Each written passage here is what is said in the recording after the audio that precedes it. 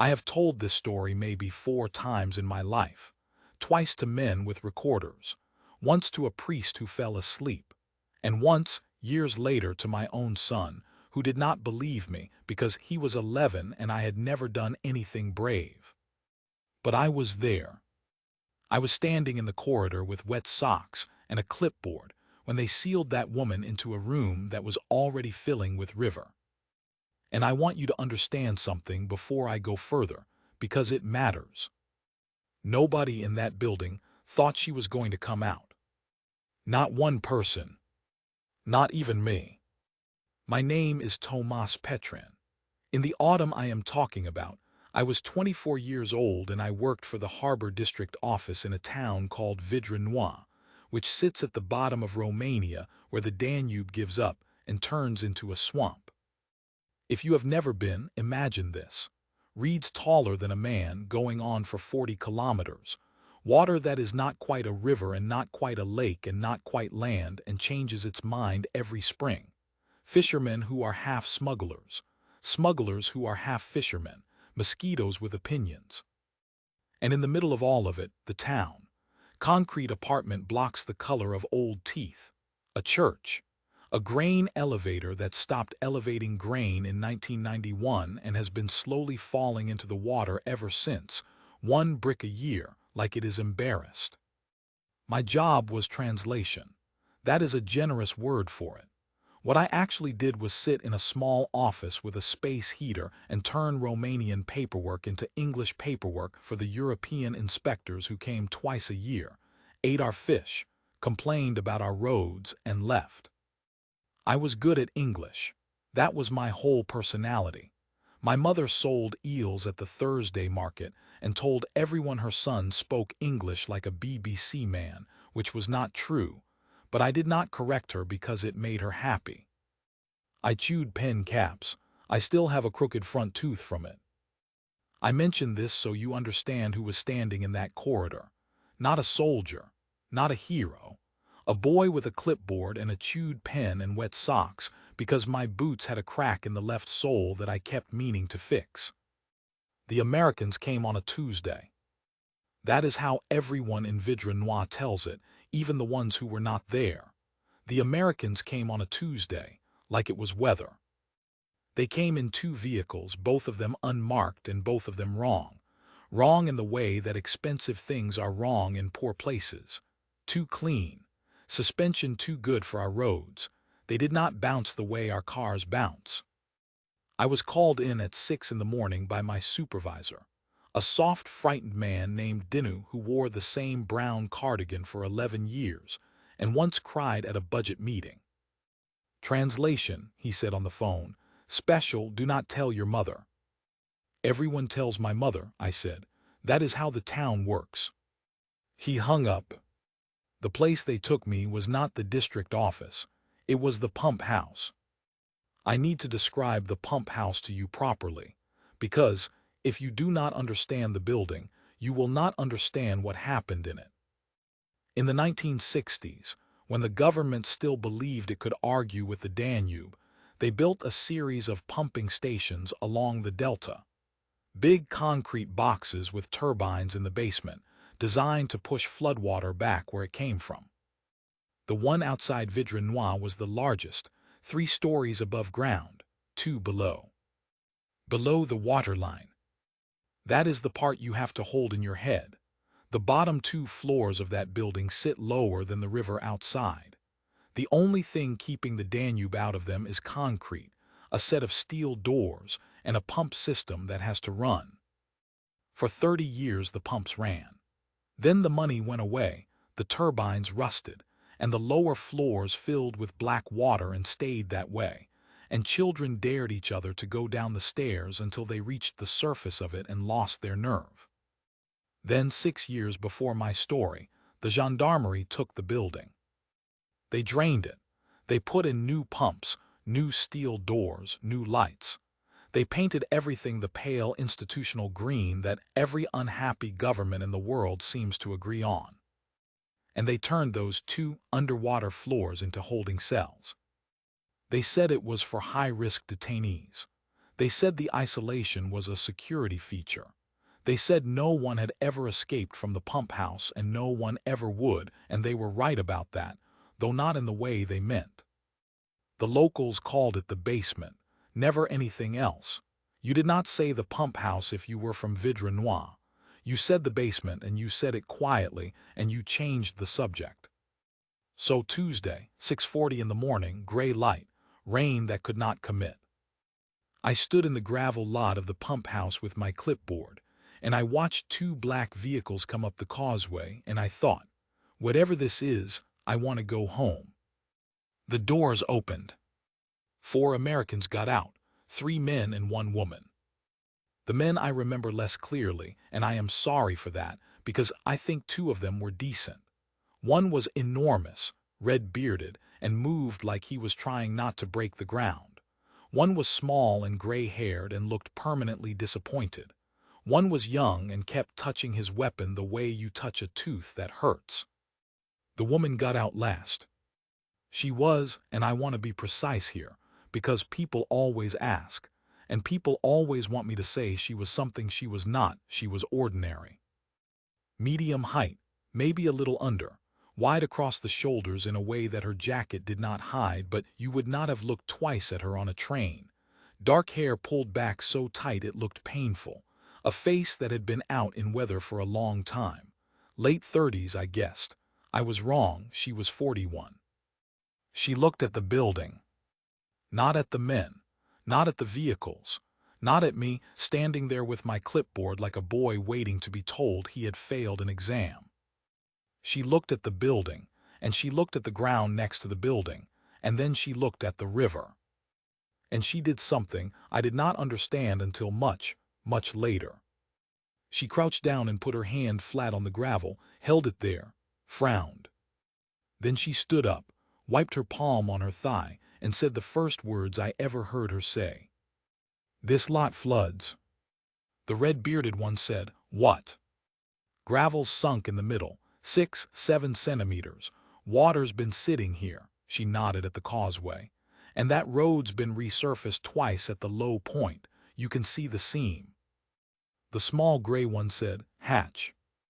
"I'm just saying." "You're always just saying." She shrugged and picked up her bag. That was my introduction to Chief Petty Officer Harriet Bell, whom everyone called Hatch, and who at that moment I assumed was somebody's assistant. I want to be honest about that. I assumed she was the assistant. I looked at 3 armed men and 1 woman, and my stupid 24-year-old brain sorted them without asking permission. I would like to say I was the only one. The gendarmerie officer waiting for them was Deputy Commander Oral Mihnia. If you have ever met a man who is very handsome and very still, you already know the feeling of standing near Mihnia. He was maybe 50, silver at the temples, uniform pressed so sharply you could have sliced fruit on the trouser crease. He had the sort of face they put on coins. He smiled at everything. That was the thing about him. Bad news, good news, weather, death. The same smile, arriving at the same speed, leaving at the same speed. I had translated for him twice before, both times about fishing permits. Both times I went home and washed my hands longer than I needed to. He shook the Americans' hands. He said in English, "Welcome to the end of Europe." The red-bearded one laughed. The gray one did not. Hatch Bell did not shake his hand. She was looking past him, at the pump house door, at the frame around the pump house door, at the seals along the bottom of the frame. Mihnia noticed. Of course he noticed. Men like that notice everything and pretend to notice nothing. "The lady is interested in doors," he said, still smiling. "The lady's interested in that one," she said. "It is a very strong door." "It's a very strong door," she agreed. "Rated for how much?" The smile stayed exactly where it was. "I do not know these numbers." "Huh," she said. And she went inside. Now I will tell you about the man in the cell. His name was Emeric Draja, and he was 68 years old. And for most of my life, He had been the most powerful person within 200 kilometers of my mother's eel stall.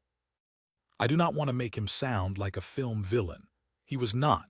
That is what people never understand about men like Draja. He was small. He was going bald in a friendly way. He had a gold molar that flashed when he laughed, and he laughed constantly, at nothing, at his own jokes, at the ceiling. He ran the Delta. Everything that moved through the reeds, cigarettes, diesel people, Sturgeon Row worth more per gram than cocaine, moved because Draja allowed it. For 30 years. He also paid for the roof of my primary school. Ask anyone in Vidre Noir. They will tell you both things in the same breath and see no contradiction, because there is no contradiction. That is simply what a man like that is. 9 months before the Tuesday, Draja had done something nobody expected. He walked into an office in Bucharest, sat down and started talking. Not about smuggling. Everyone knew about the smuggling. He started talking about the money, about where the money went after it left the Delta, about which accounts and which banks in which cities and which names signed which forms. And some of those names were very large, larger than Draja, larger than the gendarmerie, larger, it turned out, than Romania. That is why the Americans came. Draja's testimony touched a network that ran through 4 countries and one very sensitive port, and there were people in Washington who wanted him alive and speaking in a courtroom 9 days from that Tuesday. And there were people much closer who wanted him to die quietly of something boring. The compromise, in the way of all bad compromises, was this. Draja would be held in the most secure facility in the region, the basement, under Romanian custody, with an American protective element on site until transfer. 4 Americans, 26 gendarmes, 1 old man with a gold tooth, 2 floors below the surface of the Danube. You can see the shape of it already, can't you? I could not. I was 24. They put me in the corridor outside cell 3, because Draja spoke no English and the Americans spoke no Romanian, and somebody had to stand between them saying words. I want to tell you what the basement was like. You went down a stairwell, concrete, painted green.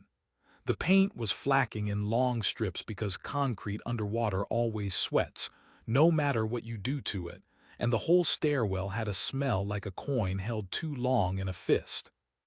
At the bottom of the first flight was a steel door, not a normal door, a ship's door, thick with a wheel handle and a rubber gasket all the way around.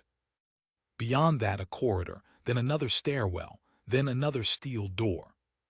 Then the cells. 6 of them in a row. Cell 3 was in the middle. Each cell had a bunk, a toilet, a drain in the floor, and a light in a wire cage. No windows. What would a window look at? The corridor had a drain too, running the length of it. And at the far end, in a room behind a grill, the pumps. 2 of them, painted yellow, humming. Always humming. You stopped hearing it after 10 minutes. And then, later, you would hear it again, and realize you had been listening to it the whole time without knowing. The Americans set up in the corridor. Chairs. A folding table. A laptop that never got signal down there, and a satellite unit they had to run a cable for up 2 flights through a hole drilled in a wall. Hatchbell did not sit down. For the first 3 hours she walked. I watched her do it and I thought she was nervous. That is what I thought. This little woman among big men packing. She walked to the end of the corridor, stopped, looked at the pump room grill. Walked back, stopped at each steel door, put her hand on the gasket, ran her thumb along it, slow, corner to corner, the way you would check a wound. She looked up at the ceiling. There were pipes up there, old ones, painted over so many times the paint had cracked like skin. She took out a small notebook and wrote in it. She counted her steps. I noticed that. Her lips moved slightly. From the second steel door to cell 3 was, I later learned, 31 steps. From cell 3 to the pump room grill was 19. She asked me, through nobody, just directly in slow English, where does the outflow go?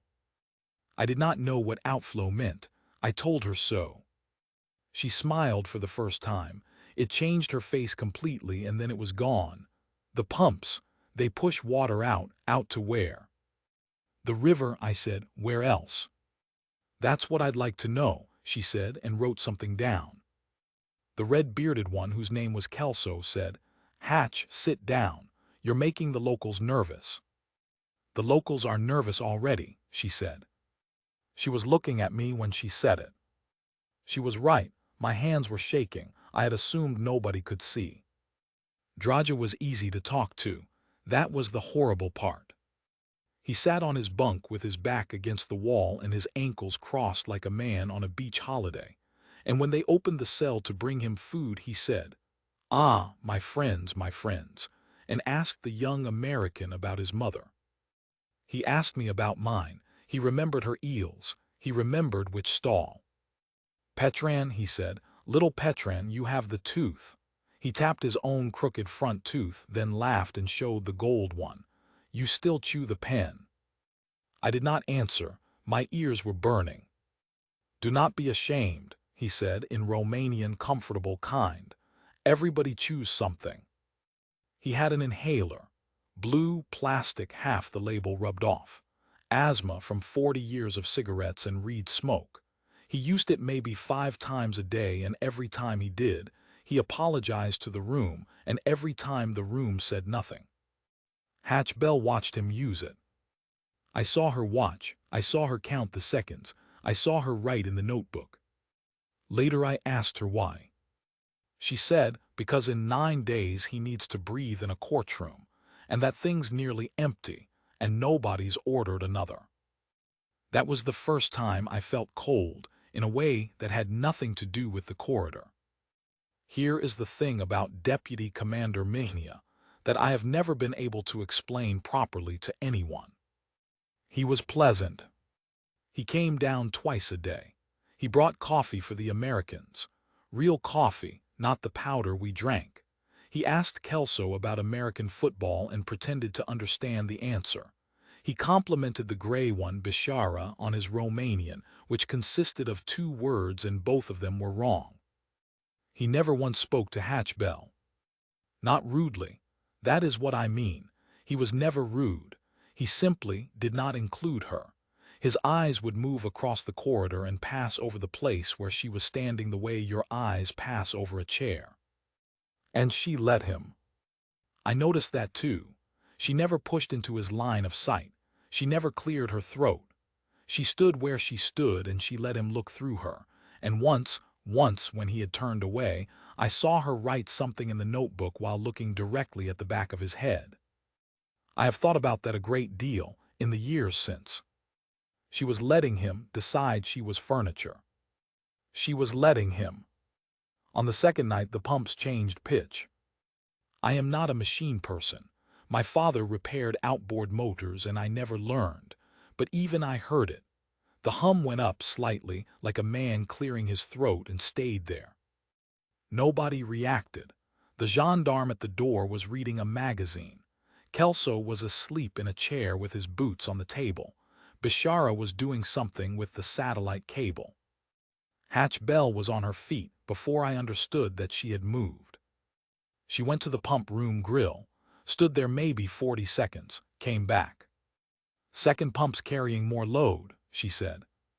Bishara did not look up, meaning the first one's tired. "It's a 60-year-old building, Hatch. It's a 6-year-old pump." He looked up then. She stood there with her hands loose at her sides and said, in a completely level voice, "I want the maintenance log. Ask Mania." I've asked Mania twice. There was a silence in that corridor that I can still feel in my chest.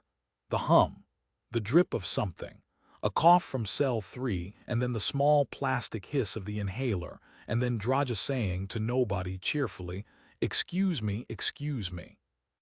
Bishara rubbed his eyes. He was 58. He had 11 days until retirement, and he did not want this. 9 days, he said. 9 days and he's somebody else's problem. Yeah, she said. She sat down. but she sat facing the pump room. I went home that night. I want you to know that. I was allowed to go home. I was not a prisoner, I was a translator. I walked up the 2 flights and out through the door and into air that smelled like reeds and diesel, and the stars were out, and the river was a black nothing on the left side of the causeway. My mother had made bean soup. She asked what I had been doing. Papers, I said. She looked at me for a long time and then put more bread on my plate, which is how a woman like my mother says, I know you are lying, and I will allow it. I lay awake that night listening to the wind push at the window, and I thought about a woman crouching in a gravel lot with her hand flat on the ground. This lot floods. On the 3rd day, the rain arrived properly. Not a storm. I want to correct that immediately. Because when the reports were written they said storm, and severe weather event, and unforeseeable. It was rain. Ordinary autumn rain in the Delta, the kind that comes every year and stays for a week and makes everybody miserable and kills nobody. The river came up. It always comes up. The gauge on the old grain elevator is painted with a red line at the level of the 1970 flood, and the water that week did not come within 4 meters of it. I want this on the record. It was not a natural disaster. It was a rehearsal disguised as one. That afternoon, Misnia brought down a new man. Not a gendarme, a contractor. Big, blonde, 40, in a black jacket with no insignia and a laminated card clipped to it that nobody read.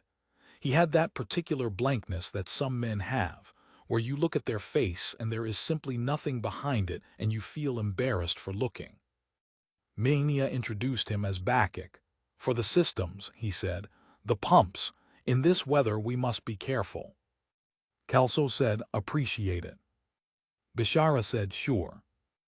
Hatchbell said nothing at all. Bacchic went into the pump room with a tool bag.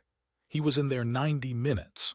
When he came out he closed the grill and locked it and put the key in his pocket, and I remember Hatch's eyes following that key into that pocket, and I remember thinking, she is being paranoid. This is what the Americans are like.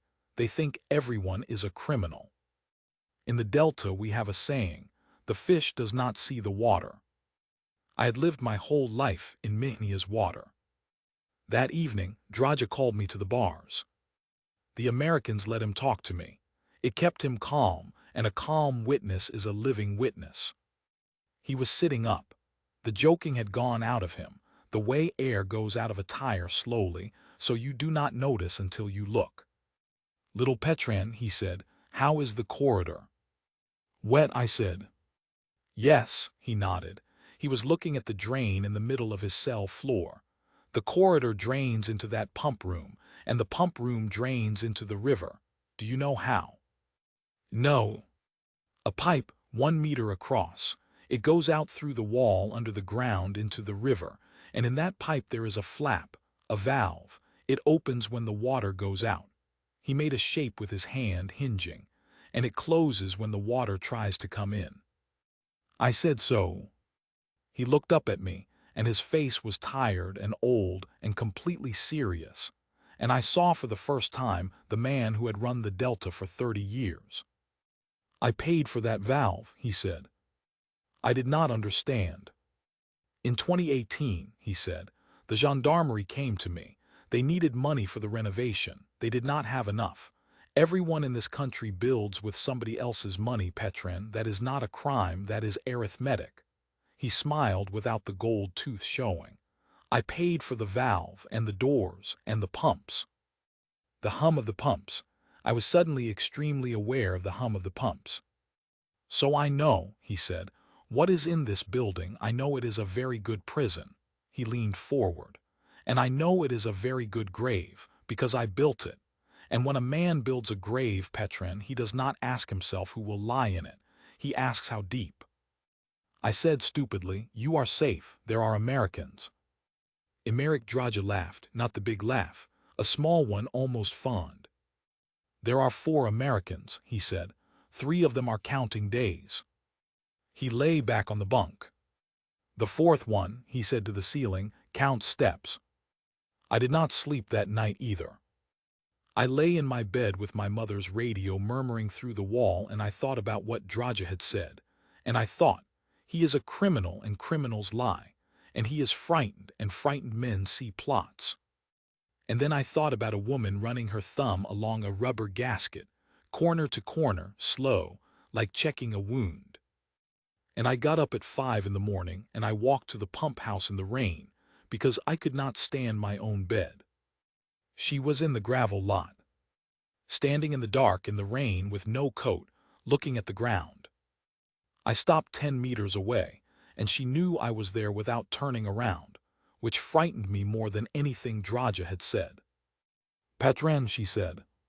"Yes." "How high does the river get?" "It is not high." "I know it's not high." She turned. Her hair was flat to her skull. Water was running off her chin. "How high does it get?" I pointed, though she could not see. "There is a mark on the elevator from 1970. It is." I lifted my hand as high as I could reach. "Higher than that." "And this lot?" "It goes under, every 4 or 5 years, to the knee." "To the knee," she repeated. She looked back at the building. 3 floors above the ground, 2 below. "Patron," she said, "the door at the top of the basement stairs. Where's the sill?" I did not know that word either. She walked to the door and crouched and put her finger on the raised lip of steel at the bottom of the frame, maybe 15 centimeters high. "Here," she said, "that's the sill. Water above this line goes down those stairs." I looked at her finger. I looked at the gravel lot, which flooded to the knee every 4 or 5 years. So I said, "The doors close, the strong doors below." "Yeah," she said, "that's what I thought too." She stood up. "Then I checked them." She was not looking at me anymore. She was looking at nothing, the way people look when they are seeing something in their head. "Bottom seal on the lower door's been cut," she said. "Not damaged, cut. Clean. Somebody took a blade to the gasket at the 4 o'clock position, 3 centimeters, right where it meets the frame.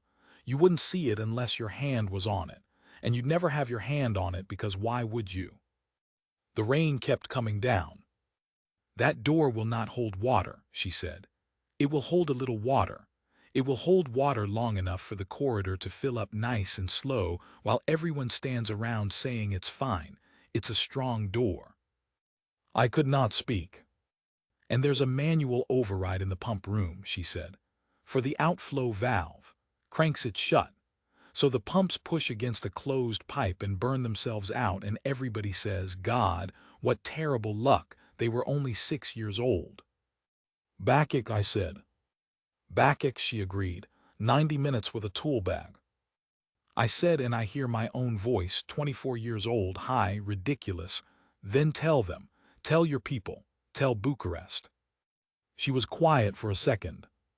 "Petran," she said, "who do you think Bucharest calls?" We went inside. I remember that walk, down the first flight, through the first steel door, along the corridor, down the second flight, through the second door. She stopped at the second door, and without slowing down, without making a show of it, she took the corner of the gasket between her thumb and finger as she passed, just for a moment, the way a mother touches a child's forehead without breaking her step. Then we were in the corridor with the 6 cells and the pumps humming and the strip light buzzing, and Kelso was awake and drinking coffee, and he said, "You're both soaked, Jesus." And everything was so normal that I nearly wept. Hatchbell said, "Wake Bishara. He's got 2 hours. Wake him." Something in her voice. Kelso put the coffee down. I translated nothing for the next 40 minutes. It was all English. I stood in the corner and understood every word and wished I did not. She laid it out flat. No drama. She had a page of the little notebook and she read from it like a shopping list. The cut gasket, the override crank, the pump load, the maintenance log that did not exist, the fact that Backache's laminated card had no issuing authority printed on it, which she had seen from 2 meters away in bad light, because that is what she was for. The fact that the transfer paperwork had been signed at 22:40 the night before by Mihnia, and that the signature moved Draja's transport window from Friday to Monday. 3 extra days. 3 extra days in a building below a rising river. Kelso said, okay, we move him today. Right now we walk him up those stairs and put him in a car. And Bishara, who was 58, who had 11 days, who was a decent man, and I will not say otherwise, said, with what authority? Silence. We're a protective element, Bishara said. We're guests. We have 4 sets of eyes and a satellite phone and no jurisdiction. You want to walk an indicted Romanian national out of Romanian custody past 26 Romanian gendarmes on the basis of, he gestured at her notebook, and the gesture was tired more than cruel, a rubber seal. Yes, said Hatch Bell. Hatch. Yes, she said again. Bishara closed his eyes. If you're wrong, I'm done. Not retired, done. Pension, clearance, the whole thing. And if I'm right and we wait, she said, he drowns. Bishara opened his eyes. He's a criminal, he said quietly. He put 3 men in the reeds in 1994. Everybody knows it. Nobody can prove it. I know. Then why? She did not answer for a while. Then she said, and I am going to give you the words exactly, because I have carried them for 20 years. Because we told him he'd be safe. And there's about 4 things in this world that stay true when nobody's watching, and that's one of them. They called it in. Bishara used the satellite unit at the top of the stairs, in the rain, for 19 minutes. He came back down, and his face had gone gray to match his hair. Transfer stands, he said, Monday. Kelso said, what? Bucharest says the roads are unsafe in this weather. Bucharest says the facility is raided. Bucharest says, he swallowed, Bucharest says the assessment came from the regional commander. Misnia. Kelso hit the wall with the flat of his hand, and the sound went down that corridor and came back twice. Hatch Bell said nothing. She was looking at the pump room grill, and I swear to you I could see her counting. Misnia came down at 9. He brought coffee, of course he did. He was smiling. He said the rain would break by Sunday. He said the Danube was a temperamental woman but always forgave in the end, and Kelso laughed the way you laugh when your throat is full of glass. And then Mania said pleasantly, there is a small procedure. In flood conditions, the lower level must be inspected and sealed. It is regulation. Bishara said sealed. For the pressure, it is nothing, 2 hours, perhaps 3. The prisoner remains, of course, the cells are the safest place in the building. He spread his hands, apologetic, charming. You will wait upstairs, I insist. It is very boring. Nobody moved. And Deputy Commander Oral Mihnia turned, for the first time in 4 days, and looked directly at Harriet Bell. He looked at her. He let his eyes travel from her boots to her face, slowly, the way you look at a chair you are considering buying, and he said in English, still smiling, you are the one who likes doors. I like doors, she agreed. Then perhaps you will stay, for the inspection. The smile did not move a millimeter, for the how do you say, the technical opinion of the lady. Bishara said no. Kelso said absolutely not. And Hatch Bell said sure. I want to describe the next 90 seconds with as much accuracy as I can manage, because everything afterward comes out of them. Bishara grabbed her arm above the elbow and turned her away from Mihnia and said, low and fast, do not do this. She said, he's not going to seal it with all 4 of us down here.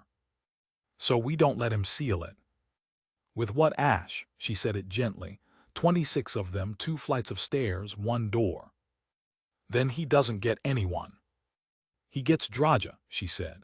He gets Draja alone, and in 6 hours the pumps fail and the corridor fills and Draja drowns in a locked cell, And every report on Earth says tragic flooding, and there's nobody down there to say otherwise. Bishara's hand was still on her arm. So there's going to be somebody down there, she said. Kelso said, Hatch. Go up, she said. Both of you, go up. Get on the phone. Make noise, make a lot of it, make it in English and make it loud, because the only thing that man is afraid of is a witness he can't reach. She was checking her pockets as she said it, patting them methodical. Give me 6 hours. 6 hours how? Bishara said. Hatch, look at me. If he closes that door, that's it. That's the whole thing. There's no other way out of the basement. And Harriet Bell looked at him. And she said, Yeah, that's what everybody keeps telling me. She had been in that building for 4 days. She had walked the corridor for 3 hours on the first day, counting steps, touching gaskets, staring at pipes painted over so many times the paint had cracked like skin. She had asked me, on the first morning, a question that nobody else in that building had thought to ask. The pumps, they push water out to where? An I-24 wet socks, chewed pen, harbor clerk, son of an eel seller, had answered. The river, where else? And she had written something in her notebook and said nothing at all. Mihnia's men came at 10. 6 of them. They came down the stairs with a rolling cart of equipment, and they did not look at anybody's face. The Americans went up, Bishara last. He stopped in the doorway of the second steel door with his hand on the frame, and he said, 6 hours. 6 hours, she said. He went up. The door closed. The wheel turned from the outside. And that was the sound, that specific sound, steel on steel, a slow grinding shriek, and then a clunk you feel in your teeth, that I have heard in my sleep for 20 years. I was still there. They had forgotten me. I was furniture too. A local, a boy, a clipboard. I stood in the corner by the drain and I watched Mihnia's men move through the corridor, and I understood, in a slow, horrible wave that started at my feet, that I had not been allowed to leave. Bakik unlocked the pump room grill. He went in. He was in there 4 minutes. He came out and he nodded at nobody, and he and the 5 gendarmes walked to the second steel door and hammered on it, and it opened from the outside, and they went through, and they closed it. The wheel turned. The clunk. And then the sound of a bolt, on the far side, that had never been there before. The pumps hummed. Then one of them coughed.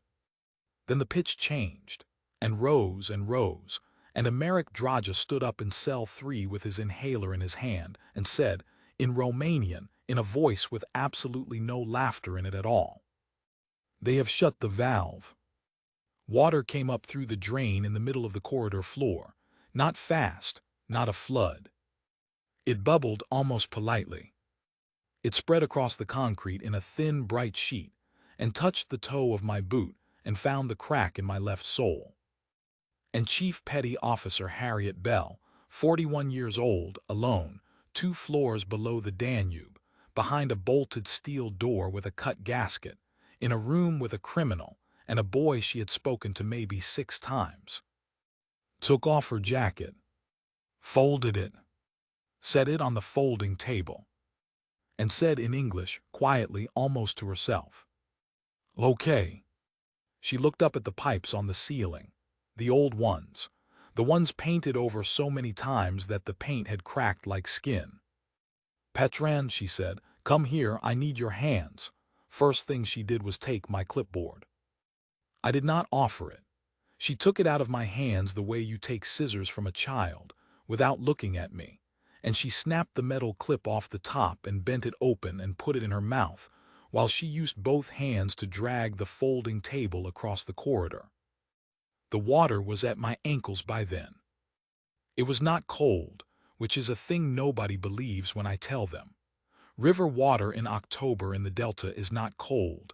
It is cool, and it is thick, and it is brown even under a white light, and it smells of iron and something older than iron. It came up through the drain in the middle of the floor and out of the pump room grill at the far end, both at once, and it spread and met itself in the middle and kept coming. Petran, she was on the table. She had the clipboard clip in her teeth, and she was reaching up into the pipes on the ceiling, feeling along the top of them where I could not see. Talk to me. What? Talk any words. I need to know where you are while my back's turned. I said, the water is at my ankles. Good. That is not good. It's information. Information's good. Keep going. So I talked. I told her the water was brown. I told her the light was buzzing. I told her that in cell 3, Emeric Draja had climbed up onto his bunk and was sitting with his knees drawn up like a boy on a raft, and that he was watching us both with an expression I could not read. And she said from up on the table, with the clip in her teeth, so the words came out crushed, "Ask him where the old pipe is." I did not ask him then. I did not understand what she meant. That mistake cost us later about 11 minutes. She got down. She had found nothing in the ceiling. Whatever she had hoped was up there was not up there, and I watched her file that away and move on with no visible cost, and I remember thinking that this was a kind of strength I did not possess and would never possess. I have thought about it since. I think it cost her. I think it cost her every time. I think she simply paid it somewhere I could not see. She went to the second steel door, the one they had bolted. She did not throw herself at it. She did not shout through it. She put her palms on it, flat, at shoulder height, and stood there for a moment with her forehead nearly touching the steel, and she breathed. Then she began to work along the frame. The gasket first. She found the cut she had told me about, the 3-centimeter slice at the 4 o'clock position, and she pushed her little finger into it, and brown water sucked in around her knuckle, and she said quietly, "Yeah." Then the hinges, then the lock plate, then the 4 corners. Then she knelt in the rising water. It was over her boots now. She knelt and it came to her thighs, and she put her ear against the bottom of the door. She listened for a long time. 2 bolts, she said, top and bottom, not original, drilled through the frame into the wall. She stood up. Somebody put those in the last week. I said, then we are. Don't, she said it fast but not unkindly. Don't finish that, not out loud, not in here. Words go in and they don't come out. She wiped her face with her wrist. Say something else. I could not think of anything else. So I said, my mother makes bean soup on Thursdays. Hatch Bell looked at me. And she laughed, one short breath of a laugh surprised out of her. Good, she said. That's good, that's exactly right. Then she went for the pumps. The grill was locked. Bacchic had put the key in his pocket and walked upstairs with it, and I had watched him do it and said nothing. She looked at the lock for 2 seconds. Then she went back to the corridor, dragged one of the folding chairs out of the water, put her boot on the seat, and tore the leg off it. I do not know how to describe the sound of a woman breaking a chair. It was not violent. It was procedural. There was a crack and a shriek of metal, and then she was walking back down the flooded corridor with a piece of steel tubing in her fist and water up past her knees, and Draja said from his bunk in Romanian, "There she is." The grill was old. The lock was newer than the grill. She put the tube through the mesh, twisted it into the bars, and levered. The mesh tore. Not the lock, the mesh, along the weld line, because that is where the weld had never been finished properly in 1962, and she had seen it on the first day. She had seen it on the first day. I want you to understand that this is what she had been doing, walking that corridor for 3 hours while 3 men called her nervous. She had been reading the building. She had been taking it apart with her eyes and putting it back together and marking the places where it was lying. She went through the hole in the grill sideways, and I followed, because I did not want to be alone in that corridor with the drain. The pump room. 2 yellow machines the size of oil drums, bolted to a raised concrete plinth. Water on the floor to my thighs already, higher here, because the water was coming in here, gushing out of a black pipe mouth in the far wall in a fat brown rope. And the pumps were screaming. That is the correct word. Not humming, screaming. Both of them. The bearings had gone past complaint into something like agony, and the whole plinth was shaking, and the paint on the casing of the nearest one was blistering and going brown. Hatch Bell reached up and pulled the power lever and killed them both. The silence afterward was worse than the noise. I shouted at her. I am not proud of it. I shouted in Romanian and then in English, "You have stopped the pumps. You have stopped them. Now the water." The water's coming in anyway. She was already moving. They were pushing against a closed valve. 10 more minutes and they'd be scrap. Now they're not scrap. She looked at me over her shoulder. If I get that valve open, I want something left to run. If I get that valve open. I stood in that black room with brown water at my waist, and I looked at where the sound of the inflow was coming from, and I saw the valve housing. And I saw the crank. Or rather, I saw where the crank had been. A square steel spindle sticking out of the housing, sheared flush, the metal bright and fresh where it had been cut. Bacchic had not just closed the valve.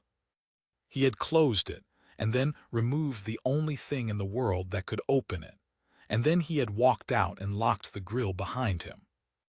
Hatch Bell put her hand on the sheared spindle, held it there, the way she had held her hand flat on the gravel 4 days ago in the rain. "Huh," she said. And that from her was a scream. We went back through the torn grill. The water was at my waist in the corridor now, and it had lifted things. A chair drifting on its side.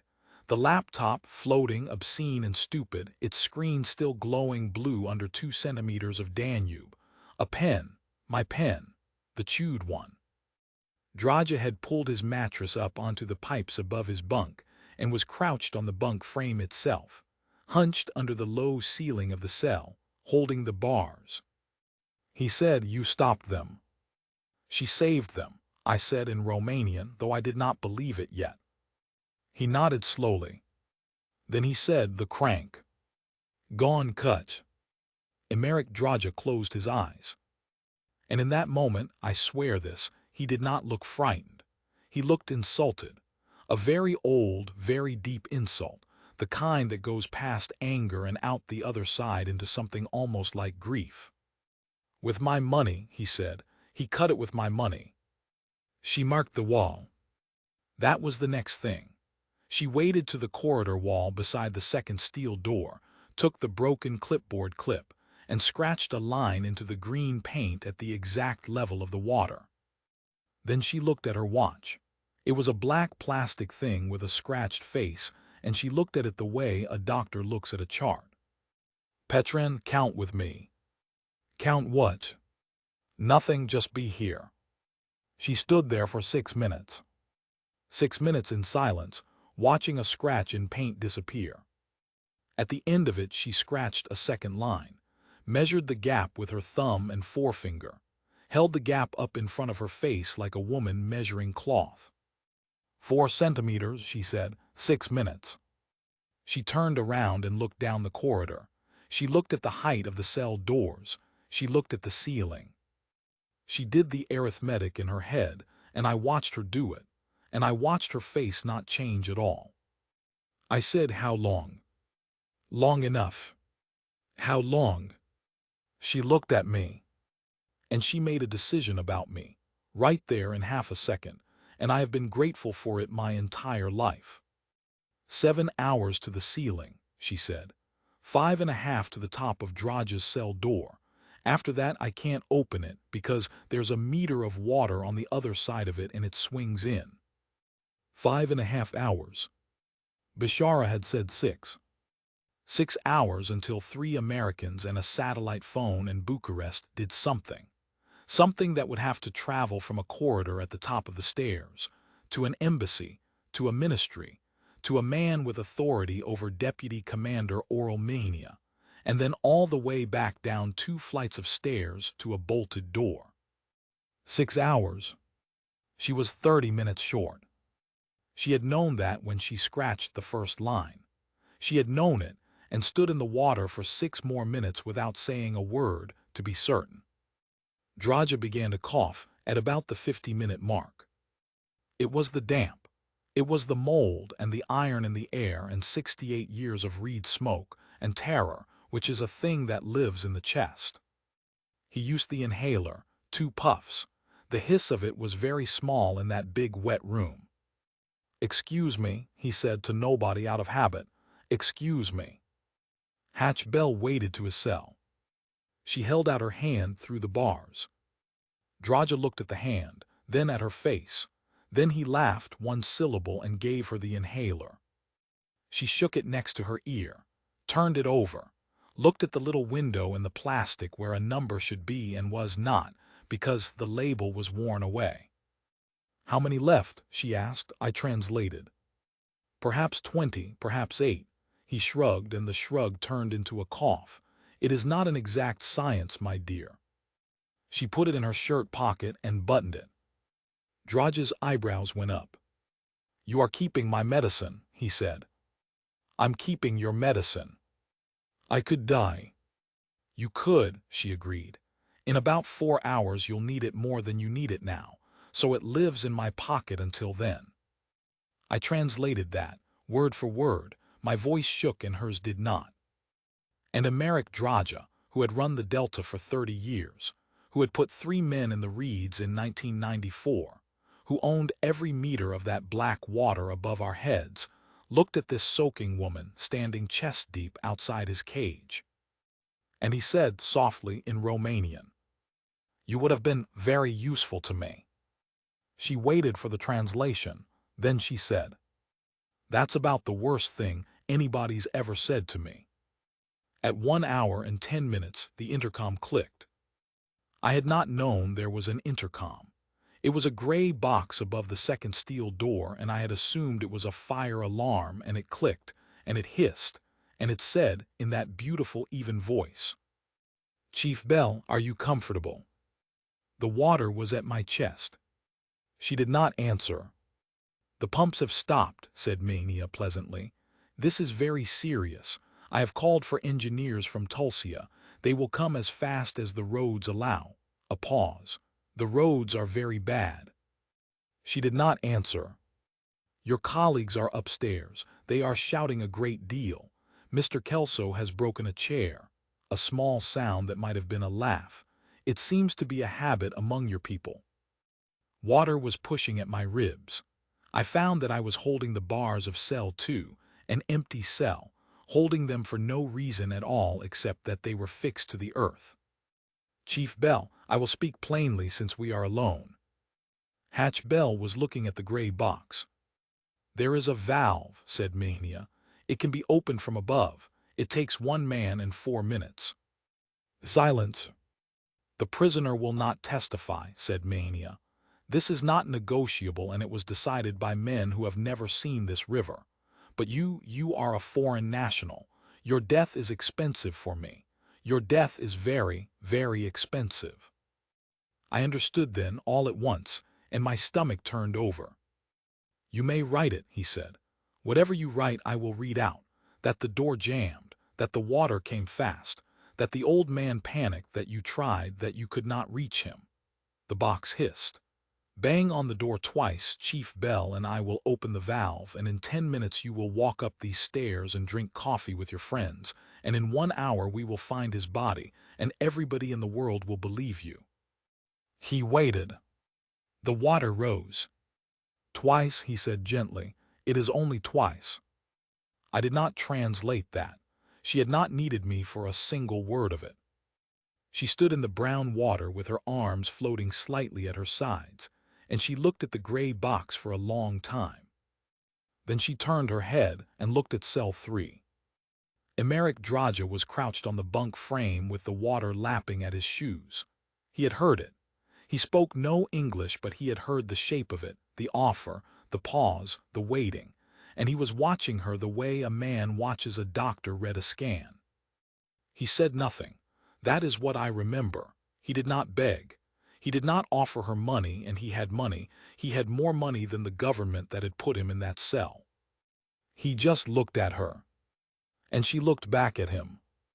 And then, without hurrying, Chief Petty Officer Harriet Bell waded over to the gray box, reached up, and hit it once with the chair leg. Not twice. Once, hard enough that the cover cracked and the hiss stopped, and something inside it fell into the water with a small dead plop. She turned around. "Patron," she said, "where's the grain elevator?" I stared at her. The water was at my chest, and the light was buzzing, and she was asking me about the grain elevator. "It is north," I said, "on the bank 400 meters. Closer to the river than we are." "Yes, it is on the river." "Lower ground." "Yes." "There's a mark on it," she said. "You told me, 1970. "Yes, red paint. Every year they repaint it." She waded 2 steps closer to me, and her voice changed. It got very calm and very precise, and I realized that this was what she sounded like when she was doing the thing she was actually built for. "How high?" she said. "Off the ground, not off the water, off the ground." I closed my eyes. I saw it. I had seen it my whole life. As a child, I had stood under it with my father, and he had lifted me, and I had touched the red line, and it had been above my father's head, I said. When he lifted me, perhaps, I raised my arm as far as it would go above the water, 4 meters, 4.5. "And that's the worst," she said. "That's the worst it's ever been, in living memory." "In my grandfather's memory, yes." "And today?" "Today it is nothing, a meter maybe, less." She stood absolutely still. Then she said something I did not understand at all, and she said it to herself, and it sounded almost tender. "They knew," she said. "The old bastards knew." She turned to cell 3 and she started talking fast, and I had to run to keep up in Romanian, chest deep, half shouting. "Draja, 1962, this building, who designed it?" He blinked at her. "The state." The state didn't hold a pencil. Engineers, Soviets, Romanians. Romanians, Bucharest men. My uncle carried concrete for them. "Okay." She was gripping the bars now, up close to his face. 1962, they build a pump station with 2 floors under the river. If the pumps fail, and pumps fail, that's what pumps do, everyone in this basement dies. They knew that. Those men knew that in 1962. Draja was very still. "So they built something else," she said. "They always build something else. There is a relief. There is a gravity outfall, a bypass, a shaft, something that dumps this floor into the river without a pump, and its mouth is high enough that the river can never come back down it." I was translating, stumbling, and Draja's eyes had gone wide, and then wider, and his mouth was moving. "And the only way you know how high to put that mouth," she said, "is the highest the river has ever been, which is a red line on a grain elevator, 4.5 meters. Silence. The water rose against the wall, drinking her scratch marks. "And Americ," Draja said in Romanian, in a voice I had never heard from him, a small voice, an old man's voice. "The old pipe." I said, "What?" He was not talking to me. He was talking to her, and I was only the wire. "In 2018, he said. "The renovation. The engineer came to me, my engineer, I paid him, and he said, 'Americ, there is an old drain, a big one, it comes out of the sump under the machine floor and it goes up under the bank and it opens above the flood mark. It is disused. It is full of nothing. Do we remove it?' And you said Hatch Bell. I said, 'What does it cost to remove?'" Draja's mouth twisted. "And he said, 'Very much, because it is under the foundation.' And I said, 'What does it cost to close?' And he said, 'A steel plate in a day.'" He looked at her. "So we closed it," he said. "A plate on the sump wall under the machine floor." Hatch Bell said, "Bolted or welded?" Draja closed his eyes to remember, and while his eyes were closed the water came up over his shoes, and he did not appear to notice. "Bolted," he said. "I remember the invoice, 12 bolts. I complained about the price of the bolts."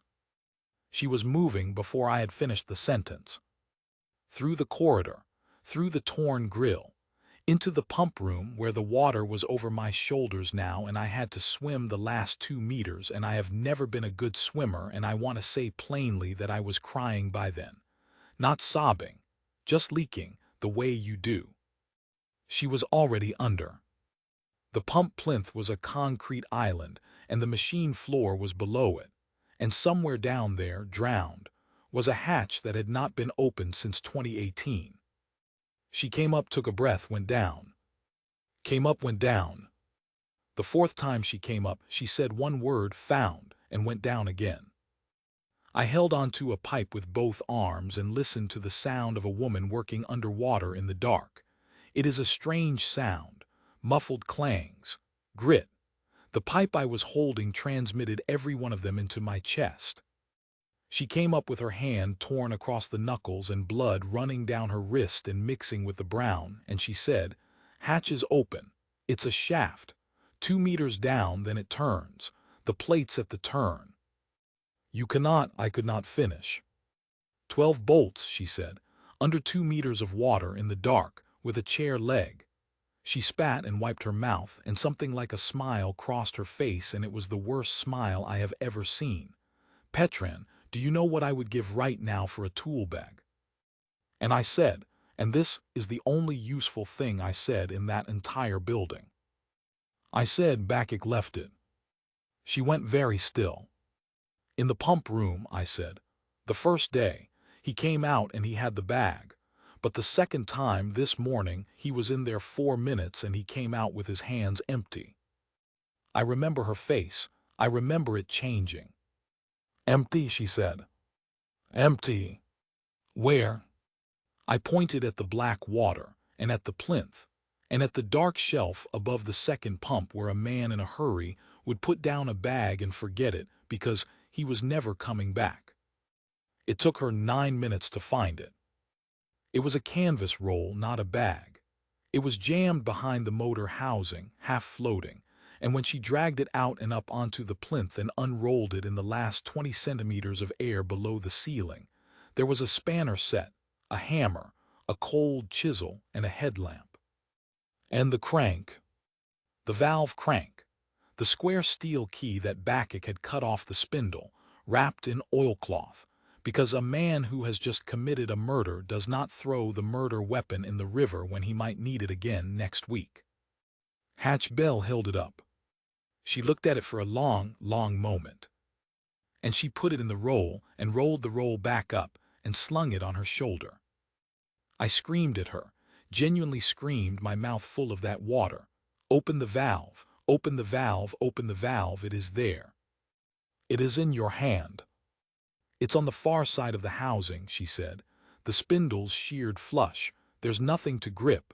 She was already pulling the headlamp onto her forehead. "I'd need to weld it. I don't have a welder, Petran. I have a chisel and a hammer in about 90 minutes. The strip light in the corridor behind us shorted out with a bang and went dark, and the darkness came into the pump room like a hand. She turned on the lamp.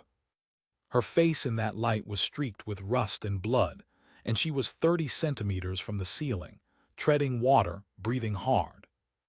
"Get Drodger out of that cell," she said. "The door swings in. 10 minutes from now I can't open it. Go, go." I do not remember swimming back.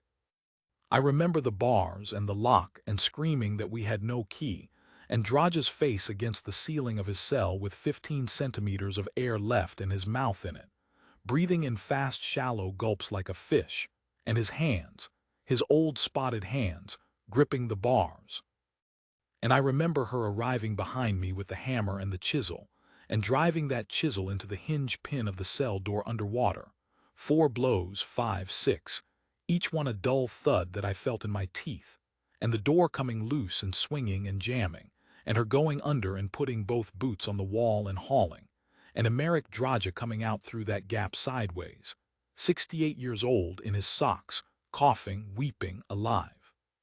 She put the inhaler in his mouth herself, held the back of his head with one hand and pressed it and said, "Breathe, breathe, too good." There was maybe 40 centimeters of air left in the corridor. We were three heads in a black flooded box, and the only light was the lamp on her forehead, swinging, throwing shadows on wet green paint. She said, "Both of you, big breath, follow the light, we're going down." Draja said, "Down." "Down," she said, "and then up. There's a pipe, it's dry, I got it open." And I said, because I could not stop myself, because the arithmetic had finally arrived in my stupid head. "How wide?" The lamp turned. It found my face and blinded me. 60 centimeters, said Hatch Bell. 60 centimeters. The width of a man's shoulders if the man is thin, and if the man does not panic. 40 meters uphill in the dark, under the bank of the Danube. I looked at Emeric Draja, 68, chest like a broken accordion, 8 puffs of medicine or 20, it is not an exact science, my dear. He was looking at the black water, and I could see him understanding it. He said quietly, "I cannot."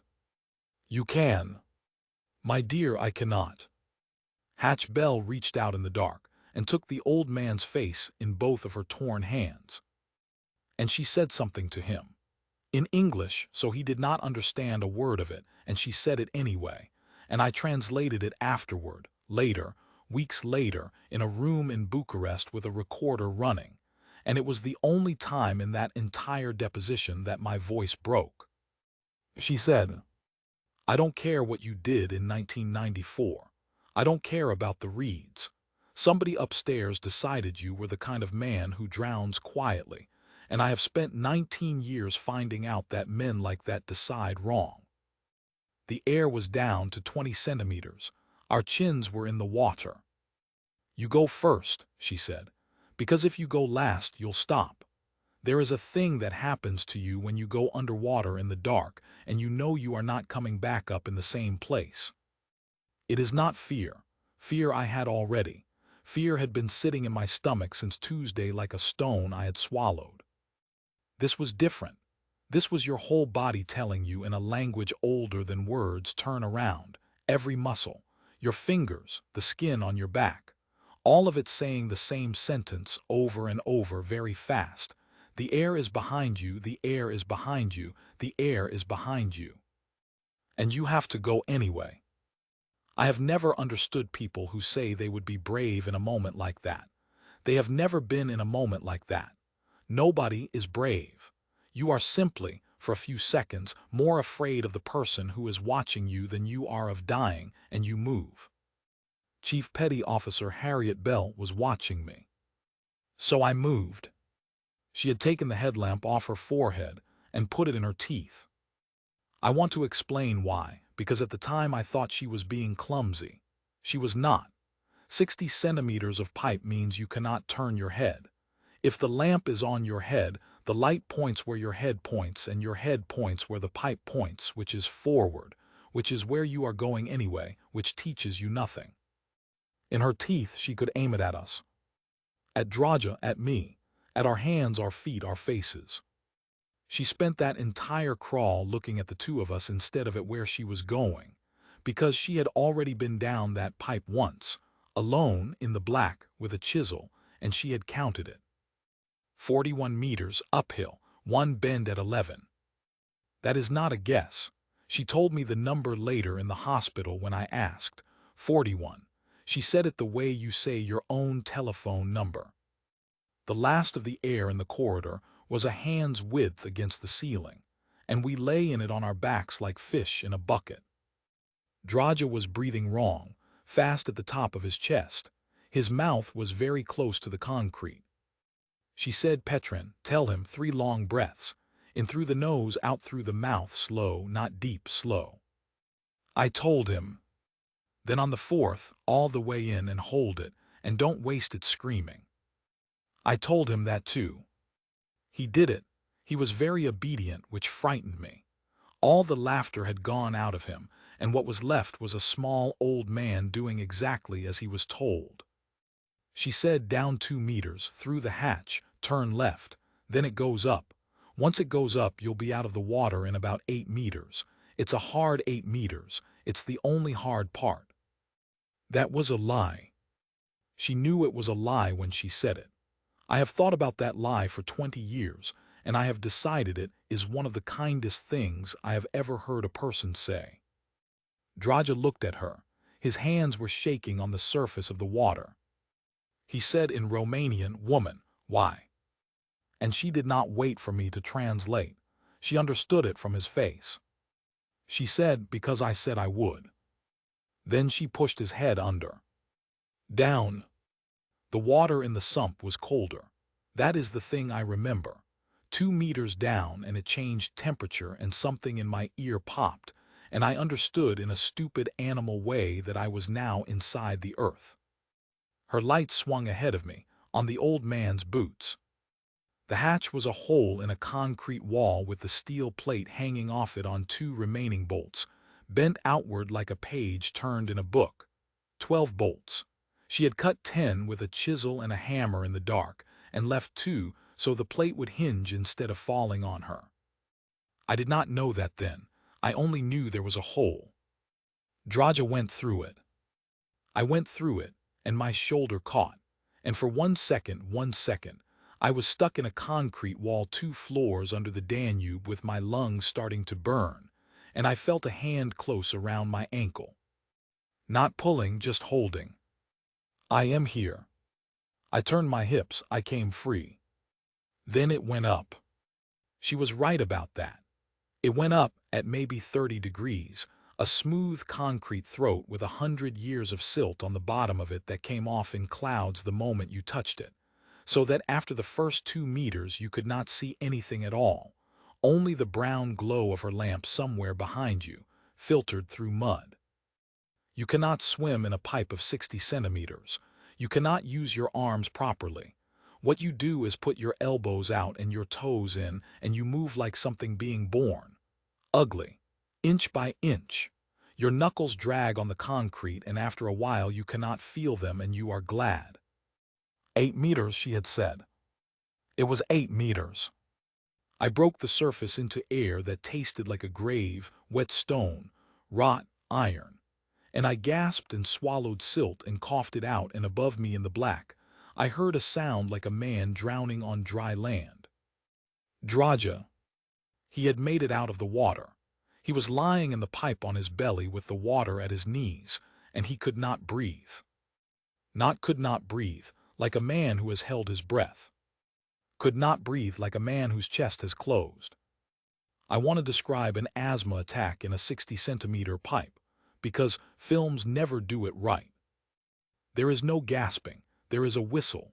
A thin, terrible whistle in and out, going smaller. And there is a smell, I do not know how to say this, a smell of panic, which is a real smell, sour and sharp. And there is the sound of a body trying to sit up in a place where sitting up is not possible. His shoulders hitting concrete. Again. She came up out of the water behind me with the lamp still in her teeth, and she took it out and said one word. Move. I could not move. The pipe was 60 centimeters, and I was in the middle of it, and Draja was in front of me, and she was behind me, and there was no move. I said, I cannot. Then you do it. What? Pocket, she was breathing hard. Her voice came out flat and fast, and it did not shake. Shirt pocket, right side, button. It's under water, it's in my hand, take it, take it. Her arm came past my ribs in the dark, folded at a horrible angle, and I felt plastic against my palm. The inhaler. 2 puffs, she said. Press when he breathes in, not when he coughs, when he breathes in. Petran, listen to me. He is going to fight you, do it anyway. I turned my head. I could not turn my body. My cheek was on the concrete, and I was looking at the soles of a crime boss's socks in a swinging light. I said, I do not know how. And Harriet Bell said, into the back of my neck, from 10 centimeters away, in the dark, 40 meters under the bank of the Danube. You know how. You have watched him do it 40 times in 4 days. You watched and you thought it was nothing. Nothing is what everybody watches. Now you're the only one who was there. I crawled forward until my head was at his hip. I got my arm over his back. I got my hand around to his face and I found his mouth by feel and he bit me. Not hard, a reflex, the panic doing what panic does. I put the inhaler in and my thumb on the top and I waited. That is the whole thing. That is the whole story of my life if I am honest. I waited. The whistle went out, then it turned. There was one thin dragging pull inward and I pressed. His whole body flinched. Again, she said behind me, one more, count 4. I counted 4.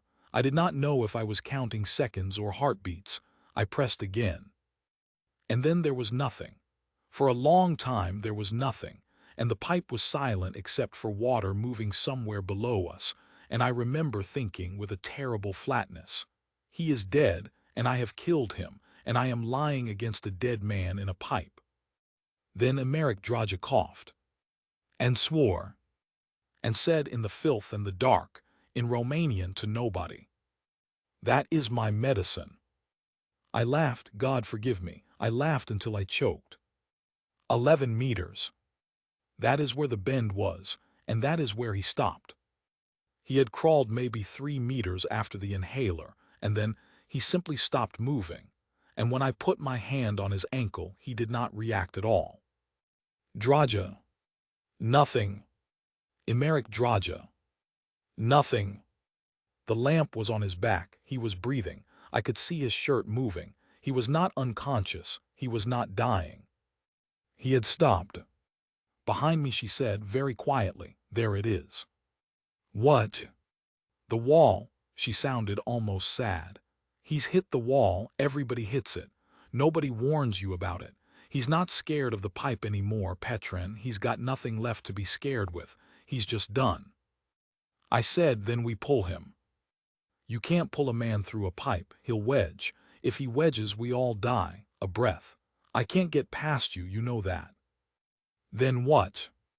"Silence. Water somewhere." "Talk to him," she said. "About what?" "I don't know, you know him. I don't."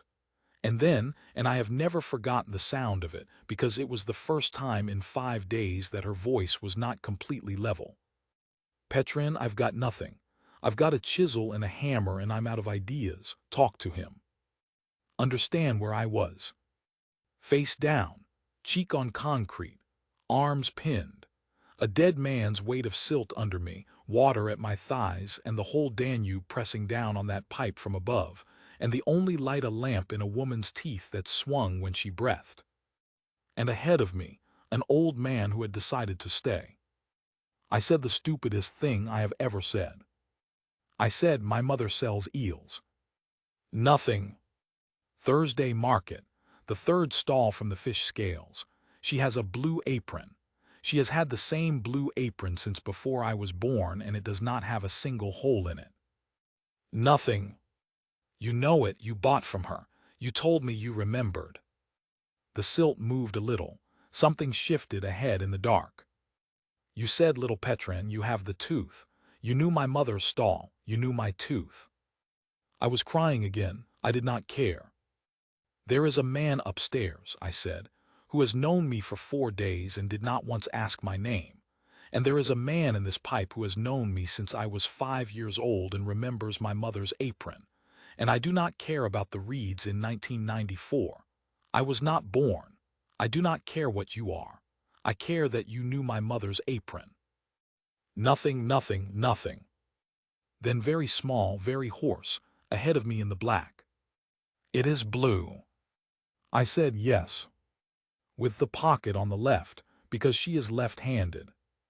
Yes. A long, shuddering breath, the whistle in it thinner now but there. Petrin, said Emeric Draja, I am very tired. I know. I am 68 years old and I am in a drain. I know. Tell the woman, he said, that I am not stopping because I am afraid. I turned my head and said, in English, he says he is not stopping because he is afraid. And hatch belled 20 centimeters of space, 1 lamp, a torn hand, 4 hours and 10 minutes into 6, said. Tell him I know exactly why he's stopping. Tell him it's because if he gets out of this pipe, He has to go and sit in a courtroom in 8 days and say out loud what he is, in front of his sister's children, and he'd rather die in the dark where nobody sees it. I translated. The silence after it was the longest of my life. And then Draja began to laugh. Wet, broken, awful, real. Tell her, he said, that she should have been a priest. Tell him, she said, that the courtroom is a Wednesday and there'll be coffee. He moved. That is all. He moved. A hand forward, a knee, and then again. And I crawled after him with my forehead nearly on his heels, and behind me came the scrape and drag of a woman with a canvas roll strapped across her back in a pipe too small for a canvas roll. 12 meters, 15, 20. And then the water changed. I have to leave the pipe now, because what happened next happened above us, and I was not there. I know it from 3 depositions, a disciplinary transcript, and one very long night in a bar in Tulsia with Ronan Kelso, 8 years later, when he was drunk enough to tell it properly, and I was drunk enough to listen. So up there in the rain, 4 hours and 20 minutes after the door was bolted, Deputy Commander Oral Mihnia was standing in the gravel lot of the pump house with a cigarette he was not smoking, and he was losing. Bishara had not spent 4 hours shouting. Bishara had spent 4 hours doing the only thing a 58-year-old man with a satellite phone and no jurisdiction can do, which is to make his problem into other people's problem, over and over, until the problem was too heavy for anyone to put down. He called the embassy. The embassy called the ministry. The ministry did nothing, so he called the defense attaché, who called a rear admiral, who called somebody at 2 in the morning Washington time. Then Bishara did the thing that ended Mihnia's career. He called a prosecutor. Not a Bucharest prosecutor. Mihnia owned 2 of those and rented a 3rd. He called the DIICOT Anti-Organized Crime Office in Constanta, and he asked for the one name Draja had given the Americans in September, a woman named Ilina Kostia, who had prosecuted a gendarmerie colonel in 2009 and been transferred to a coastal office for it. And Bishara said, in his 2 words of terrible Romanian and then in English, Americ Draja is drowning in a building your service renovated with his money, and I have the invoices. He did not have the invoices. Draja had told him about them, in a cell at 2 in the morning, 4 days earlier, while I sat in a folding chair and translated and thought about going home for bean soup. Ilina Kostia got in a car at 0950. Constanta to Vidra is 210 kilometers. In the rain on those roads, with a police escort she did not officially have, it is 3 hours. She left at 0950. At 10:35, a prefect telephoned Mihnia and told him, in the friendly, ruined voice of a man who has just realized which side of a line he is standing on, that a prosecutor was coming, and that a helicopter had lifted from the Mihail Kogalniceanu air base with 2 Americans aboard, and that Oral, my dear friend, whatever is in that basement should not be in that basement when they arrive. Here is the thing that everybody gets wrong. They think Mihnia opened the valve out of mercy, or panic, or fear. He did not. He opened it because a flooded basement is a murder, and a dry basement is an accident. Think about it the way he thought about it, standing in the rain with a wet cigarette. A prosecutor is coming. In 4 hours she will walk down 2 flights of stairs. What will she find? She will find a bolted door, bolts drilled through the frame in the last week.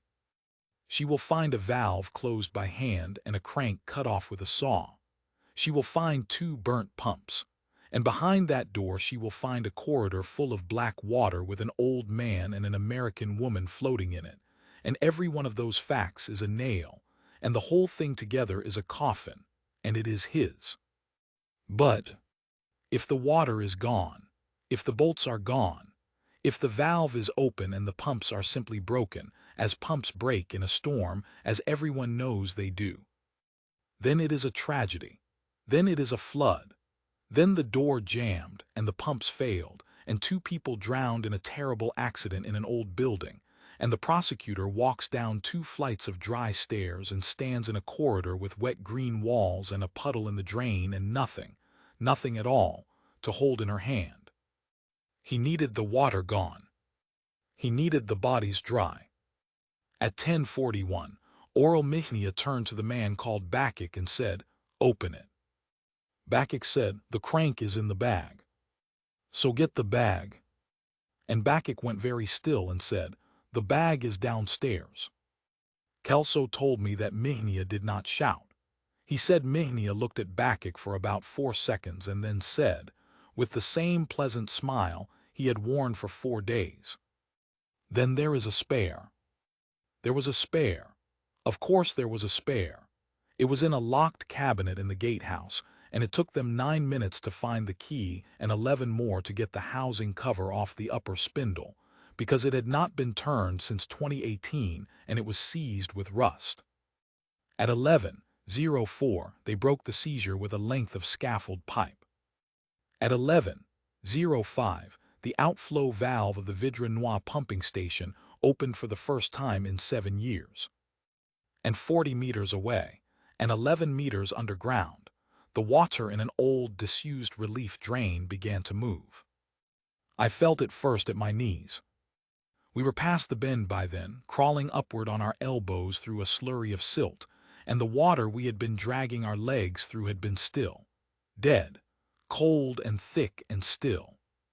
Now it pulled, just slightly, a tug at my ankles backward and down, like a hand under the bath water. I said, "Something is." "I know," said Hatchbell. Her voice had changed. "Petran, listen to me right now and do not ask any questions. Get your knees under you. Get your hands on the sides of this pipe. Do not lie flat." "Why?" "Now." I got my knees under me. And the pipe roared. Here is what was happening, and she understood it in about 1.5 seconds, which is the difference between her and me, and probably the difference between her and almost everyone. The basement was full of water. That water now had a way out to the river through the outflow. But it had another way out. It had a hole in the sump wall where 12 bolts used to be. It had a relief drain, 41 meters of it, running uphill under the bank, full of standing water for the first 8 meters and then dry, and 3 human beings in it. When the basement level began to drop, the water standing in that shaft did what water does. It went back down. All of it at once. Down the throat we had crawled up into the sump, out through the plate she had opened, and everything in that shaft went with it. 40 tons of black water deciding to leave, through a 60-centimeter pipe. We were in the pipe. I felt it take my legs. That is the only way I can describe it. It took them, the way a dog takes a rope, and it swung my whole lower body around and slammed my hip into concrete, and I went down flat, and I began to slide backward on my chest with my fingernails on the walls. Somebody screamed. It might have been me. It might have been Draja. Then my ankle stopped. 2 hands around it, iron. And behind me, below me, in the roaring dark at the mouth of the bend where all that water was accelerating into the throat, Hatchbell had jammed the canvas roll of tools crossways into the pipe, the spanner set, and the chisel, and the hammer bound in cloth, wedged at an angle against the concrete like a chalk. She had one arm through the strap. The other hand was on my ankle. The water went over her. I could not see it. I heard it. There is a sound water makes when it goes over a person in a confined space, and it does not sound like water at all. It sounds like the inside of an engine. It lasted 11 seconds. I know it lasted 11 seconds because I counted, out loud, screaming, the numbers coming out of me with no permission. 1, 2, 3, 4, and at 11 it stopped. Not slowed. Stopped gone. And the pipe was suddenly, horribly, quiet and empty and dripping. The lamp was gone. It had gone down the throat with everything else. I lay in the black with silt in my mouth, and I said her name. Nothing. I said it again. Ahead of me, high up, Draja was coughing and swearing and calling on saints in a voice like a hinge. Behind me, nothing. I turned around. I do not know how. There is no room to turn around in a 60-centimeter pipe, and I did it anyway, and I have a scar on my left shoulder from the doing of it, and I went back down that slope on my belly with my hands out in front of me into the dark, feeling silt, concrete, water ankle-deep running out. Cloth. A strap. An arm. I pulled and she came out of the mud at the bend with a sound I never want to hear again, and she was not breathing. Let me be precise, because this is the part that people always want to be more dramatic than it was. She was not dead. She was not floating in some cinematic way. She was face down in 20 centimeters of silt water at the low point of a bend in a drain, and she was not breathing, and she was extremely heavy, and I could not see anything at all. And I did not know what to do. I had never learned. Nobody in Vidrenois learns. We live on a river and we do not learn. So I did what she had done to Draja. I took her face in both hands and I turned it up out of the mud, and I put my mouth over hers and I blew twice badly, most of it going nowhere, and I hit her chest with my fist because I did not know where else to hit or how hard, and I shouted at her in Romanian, which she did not speak. I shouted, "You said 6 hours, you said 6 hours." And on the third blow her whole body convulsed, and she vomited river water into my lap and began, with enormous difficulty, to breathe. She said something. It took 3 tries. Draja. He is alive, he is above, he is swearing. Good, a long cracking wheeze. That's good. She tried to sit up and could not. Her right arm had gone somewhere wrong. The shoulder had come out of its socket when the water took her, and she had held my ankle with it anyway for 11 seconds. She let me put my hand under her back. Her chin was on my shoulder, and she was shaking so hard her teeth clicked, and she said, into my ear with what was left, "They opened the valve." What? The valve, that was the basement draining. Somebody opened it. She laughed, and it turned into a cough, and the cough went on a long time. Petran, listen. If they opened it, they're not planning to find us drowned. Not anymore. They're planning to find us dry. I did not understand. They're going to come down, she said. In a couple of hours, when it's empty, they're going to come down and find the corridor and the cell and the hole in the sump wall with 10 bolts cut off it, and then they're going to know exactly where we went. Her hand closed on my wrist. So we don't have 6 hours, she said. We have as long as it takes a man to walk down 2 flights of stairs and look at a wall. We climbed 22 meters in the dark with no light, one of us dragging a dead arm and one of us dragging a 68-year-old man, and none of us speaking except to say left and up and stop. Silt gave way to grit. Grit gave way to dry, cracked concrete, and the air changed, got thinner, colder, and then, faintly, absurdly, smelled of reeds. Draja began to make a noise I did not recognize, and then understood was weeping. Because ahead of us, 41 meters from the sump, up under the bank of the Danube, well above the red line that a man had painted on a grain elevator in 1970, there was light. A gray coin of it, daylight, rain light, the color of every ordinary morning I had ever wasted. We crawled toward it and it grew, and I could see her face for the first time in an hour, gray and streaked and old, and I could see her mouth moving, counting, and I could see the coin become a disc and the disc become a mouth, and I began to laugh, and Draja was laughing, and we were all 3 of us laughing like idiots in a drain. And then we got close enough to see it properly. The mouth of the pipe was not open. There was a mesh grill, rusted with holes in it, and that was nothing. She could have kicked that out with 1 boot. Behind the grill, filling the pipe from wall to wall, 70 centimeters thick, poured in place and cured for 7 years, was concrete. Gray, smooth, new-looking, with the ghost of a formwork seam running down the middle of it like a scar. Daylight came through, around the edge of the grill, from a gap of maybe 2 centimeters at the top where the pour had settled. 2 centimeters. You could see grass through it. You could smell the rain. You could hear, very faintly, a car on the causeway. Hatch Bell knelt in front of it and put her good hand flat against the concrete, the way she had put her hand flat on the gravel 5 days ago, and she held it there. Behind me, Emeric Draja stopped laughing.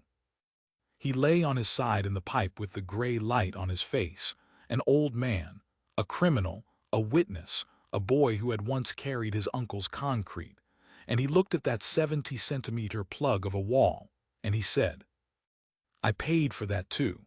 They thought the FLOODED cell was her grave, until the female SEAL walked out with the crime boss. Part 4 of 5, A Saving. There was a crow. That is what I saw first, through the 2 centimeters of gray at the top of the grill. Not sky, not grass, a crow's feet. It was standing on the lip of the pipe mouth, on the outside in the rain, doing nothing. Just standing there the way crows do, shifting from one foot to the other, and the rain was coming off its tail in beads, and it did not know that 41 meters of concrete away, behind a wall, 3 people were looking at it, and one of them was crying. I could have touched it. That is what I could not stop thinking. If the grill had not been there and the concrete had not been there, I could have put my arm out and touched a crow's foot. Draja made a sound and the crow left. The gap it left behind was 2 centimeters tall and maybe 40 wide, running along the top of the plug where the concrete had settled away from the crown of the pipe in 2018, because whoever poured it had not vibrated it properly, and concrete, when nobody is watching, always shrinks a little from the ceiling. Through it I could see wet grass, a slope, the bottom half of a fence post, rain falling into a puddle, in and out like breathing. And far off, very small, a sound that was not the rain. A car engine working hard on a bad road. Hatch Bell did not look through the gap. I want to say that plainly because I have never gotten over it. There was daylight in that pipe for the first time in 5 hours, and she did not look at it. She put her cheek against the concrete and closed her eyes and started knocking on it with her knuckles. Left, middle, right, low, high, slowly, moving her ear along. Tug, tug, tug.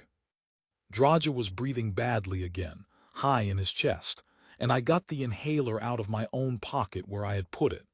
I had put it there and I have no memory of doing it, and I shook it and it rattled like an empty tin. 2, said Draja, perhaps 3. Tug, tug. Save them, he said. Tug. She stopped. She went back a hand's width and knocked again in the same place, twice, 3 times, and her eyes opened. Petran, she said without turning around, come here, listen. She took my hand and put my knuckles on the concrete, low down, near the bottom of the pipe. Hit it. I hit it, it hurt, it was a wall. Now here. She moved my hand up to the middle and a little left. I hit it. And the sound was different. Not much. If you had asked me to describe it, I would have said the second one was further away, which is not a thing a sound can be, but that is what it was. The first one was a stone. The second one was a drum with a blanket over it. That's a void, she said, or something soft. She sat back on her heels in the mud. Draja, she said, I need the invoices. I have thought many times about what a strange thing that was to say. We were in a drain. We had no food, no light, no tools, a dislocated shoulder, an empty inhaler, and about 2 centimeters of air. And this woman was asking a criminal about his paperwork from 7 years ago. Draja laughed, which turned into a cough, which turned into a whistle. My dear, he said when he could, shall I fetch them? I translated.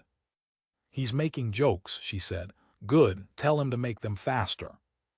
She turned around and sat with her back to the concrete plug and her legs out flat, and for one moment, She let her head go back against the wall and her eyes close, and I saw exactly how tired she was. It was like seeing a building without its front wall, all the rooms at once. Then her eyes opened, and it was gone, and she said, "Ask him what he paid for." Here is how it went. I was in the middle.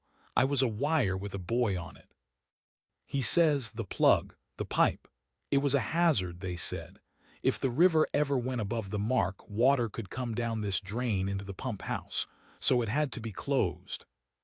Closed where? Here at the mouth or at the sump? He says both, 2 jobs, steel plate at the sump, concrete at the mouth. How much concrete? Draja lay on his side, wheezing, and looked up at the ceiling of the pipe for a long time.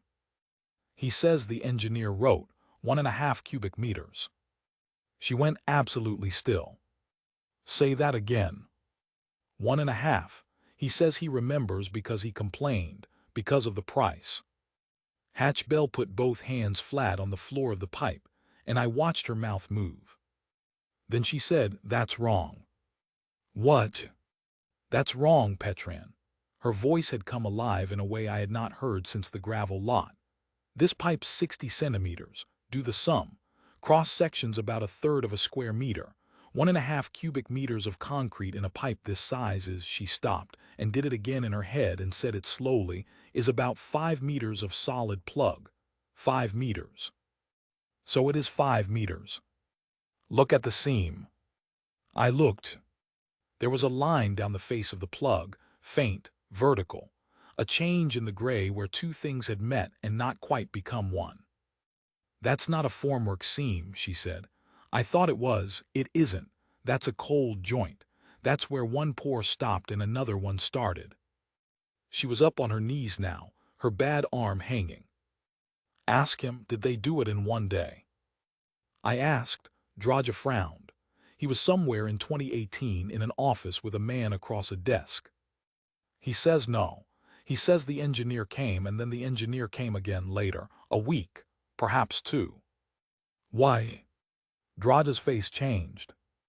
It changed slowly, the way a man's face changes when a joke he told 20 years ago turns out to have been about him. "Because," he said in Romanian, and I heard my own voice go flat translating it, "because I complained about the price. And the engineer went away. And when he came back he said, 'Emeric, do not worry, I have found a saving.'" Nobody said anything for about 10 seconds. Then Hatch Bell laughed. It was an ugly, delighted, furious sound, and it went down that pipe and came back, and Draja flinched from it. "A saving," she said, "a saving." She reached out with her good hand and slapped the concrete twice, hard, like you slap a horse. "Petran, listen. Somebody billed him for 5 meters of concrete. Somebody poured a face, that's this is real, maybe 10, 15 centimeters of it, and then they put something behind it. Sand, rubble, broken block, empty bags, whatever was in the yard. And then they came back a week later and poured the other face at the far end, and the invoice said 1.5 cubic meters, and about 1/3 of it went into somebody's pocket." Draja had gone the color of the concrete. "And that's why the sound changes," she said. "There's nothing behind this wall, there's fill." She turned to him and she said, "And I have never translated anything with more pleasure in my life. Emeric Draja, you got robbed, and it might be the only reason you don't die in this pipe." He stared at her. Then Emeric Draja, 68, half dead, lying in silt with an empty inhaler in his fist, a man who had bought a district and a school roof and 3 men's silence, put his forehead down on the concrete floor of a drain and laughed until he could not breathe. Then she said, "I need the tools." And the pipe got very quiet again. We had no tools.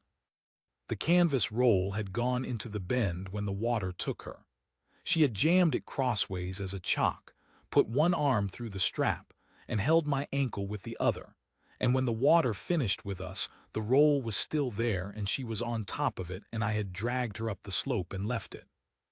22 meters back down, to the bend, where the water had come from. She said, "I'll go."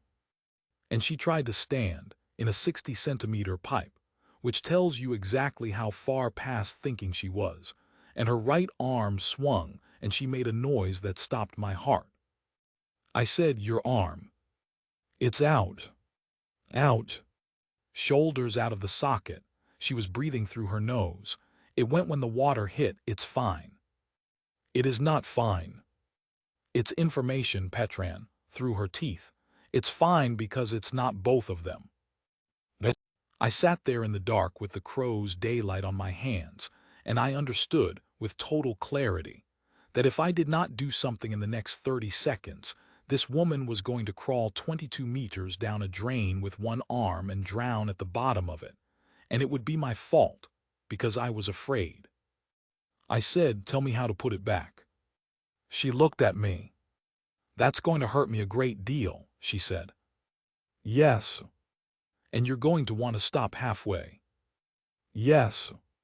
She thought about it for about 2 seconds. "Then don't," she said, and lay down. I will not describe it in detail. She told me where to put my hands. She told me to brace my boot against the pipe wall and take her wrist and pull, slow, out and up, and not to jerk, and not to let go if she made a sound. She made a sound. It went on longer than I expected. It was not a scream. It was worse than a scream. It was a long, low, controlled note through a closed mouth, like a wire being tightened, and her free hand came up and gripped my collar and twisted it until I could not breathe either, and I kept pulling. And then there was a soft, obscene, wet clunk that I felt in my own shoulder, and the note stopped, and she went limp, and for one horrible second I thought I had killed her. She said into the mud, "Okay." She said, "Okay." She said, "Petran, that was good. You did that right."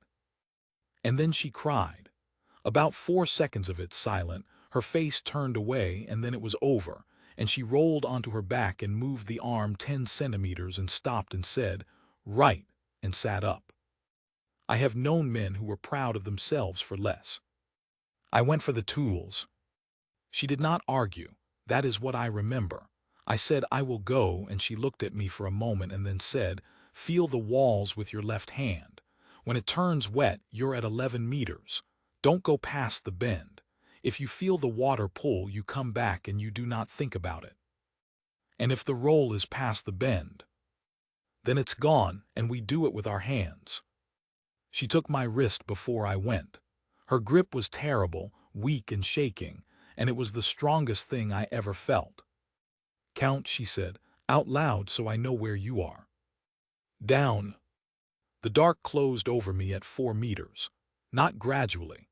There was light behind me, the gray coin, and then I turned my head and there was nothing at all, and the sound of my own breathing came off the concrete 20 centimeters from my face. I counted.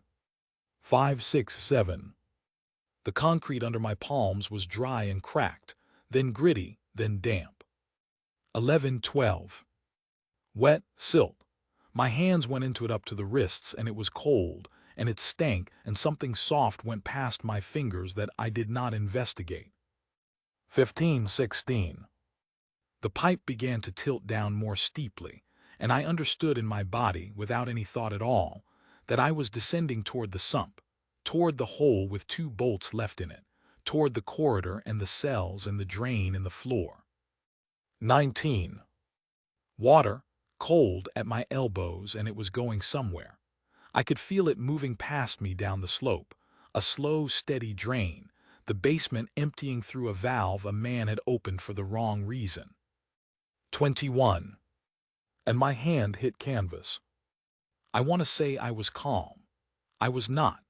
I made a noise like a dog, and I grabbed it with both hands, and it was heavier than I remembered, and one end was jammed under the lip of the bend, wedged there by 40 tons of water, and I pulled and it did not move. I braced, I pulled again.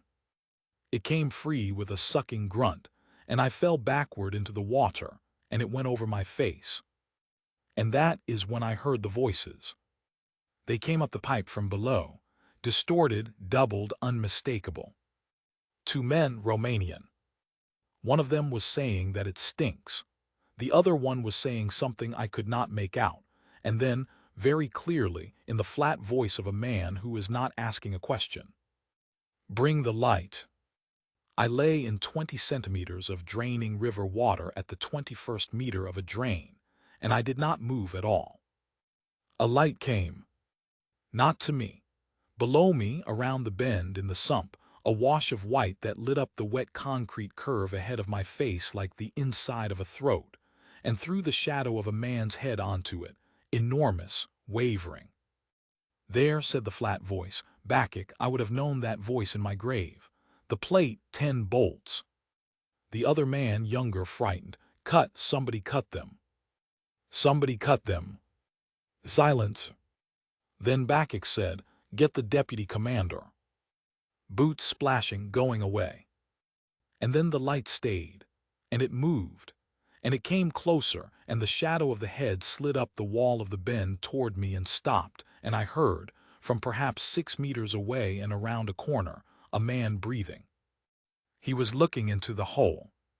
He was looking up a 60-centimeter pipe into the dark, and I was lying in it, 21 meters up, with a canvas roll of stolen tools in my arms and my mouth in the water, and I could not breathe out because he would hear it. I do not know how long that was, 10 seconds, 20. Then quietly, almost curiously, Bacchic said into the pipe, Chief Bell. The pipe took his voice and carried it up past me and away into the black, toward her. Chief Bell, are you in there? I closed my eyes. It is a long pipe, said Bacchic in Romanian conversationally to the dark. It is a very long pipe. I have seen the drawings. The light swung away. Boots. Gone. I got back up that slope in a state I have no name for. 22 meters on my elbows with a canvas roll in my teeth, and when I fell into the gray light at the top of it, retching, she caught my head before it hit the concrete. Bacchic, I said. Bacchic is in the sump. He has seen the plate. He knows. She took the roll from my mouth. He said your name, into the pipe, he said. Yeah, she said. She was already unrolling it. Spanners, hammer, cold chisel, the crank wrapped in its oilcloth. He would. He said he has seen the drawings. Her hand stopped for half a second. Then he knows where this comes out, she said. And he knows he can't get here through the pipe because he's twice my size and he's not stupid. Then she picked up the hammer. Then he goes around, she said, by road. It's about 400 meters of wet grass, Petrin, and he's got a car. She started on the wall. Cold chisel in her left hand, hammer in her right, and her right shoulder had been out of its socket for 40 minutes, and she swung anyway. Crack. The sound in that pipe was unbearable. It went into your skull and stayed there. Crack, crack. She was not hitting the middle.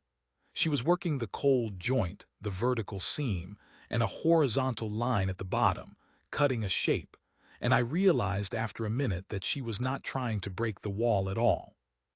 She was cutting a hole, 40 centimeters wide, following the joint on one side because a cold joint has no bond across it, none. It is 2 pieces of concrete leaning on each other and pretending. Crack. Chips came off, gray dust in the wet air, nothing else. Draja said in Romanian, it is not working. Tell him to be quiet, she said without stopping. How thick, I said. Crack 15, crack maybe more. How long will it take? She stopped. She stood there with the hammer hanging and her chest going and the gray light on her face. And she said, honestly, because I do not think she was capable of anything else. Longer than we have. Above us on the surface, this is what was happening. Kelso told me. Kelso told me everything eventually in that bar. At 11:40, the water in the corridor of the basement dropped below the sill of the second steel door, and the gendarmes drew the bolts and opened it. They expected 2 bodies. They found a corridor with green walls, a torn grill, a broken chair, 2 dead pumps, a floating laptop, and a cell with its hinge pin chiseled out. and they found nothing else. Nothing at all. Bishara went down at 11:50 with a gendarme trying to hold his arm, and he walked into that corridor in his socks. He had taken his boots off. I never understood why, and he never explained, and he stood in the middle of it in the dripping silence. And Kelso said Bishara started laughing. He said Bishara stood there in a foot of mud with his hands on his head and laughed like a man at a wedding, and shouted, up 2 flights of stairs in English, to nobody in particular. She's not here. At 11:56, the helicopter from Kogalnaisanu came in low over the reeds and did not land, because the gravel lot was underwater. It went around twice and put down on the causeway. At 12:04, a gray Dacia with mud to the windows came up that same causeway and stopped nose to nose with the helicopter, and Prosecutor Ilina Kostia got out of it with a plastic folder over her head against the rain. Kelso said she was smaller than everybody. He said she stood in the rain in the middle of 11 armed men, 4 Americans, 1 helicopter, and a deputy commander of the Romanian gendarmerie, and she looked at Mihnia and said something in Romanian that made his smile arrive 1 full second late. She had asked him where the prisoner was. And Oral Mihnia, standing in the rain in a uniform you could slice fruit on, gave the only answer he had left. He said there has been a flood. Down in the pipe at 12:10, hatch bell stopped hammering. She had cut a groove maybe 4 centimeters deep, 40 long. Her hand was bleeding through the wrapping she had torn off her shirt. Her right arm had stopped working properly. The hammer swings had gone from sharp to loose. She sat back. She said, Draja, the plate at the sump, 12 bolts, who put it in? He did not answer at first. He was somewhere far away, breathing carefully, saving it. The engineer's man, he said. Same man who poured this? Yes. And this pour, the face, did they use reinforcement, steel, mesh? Draja closed his eyes. I want to tell you what happened to his face, because I watched it happen, and it was the last thing I ever expected to see on a man like that. He was ashamed. He billed me for steel, said Emeric Draja.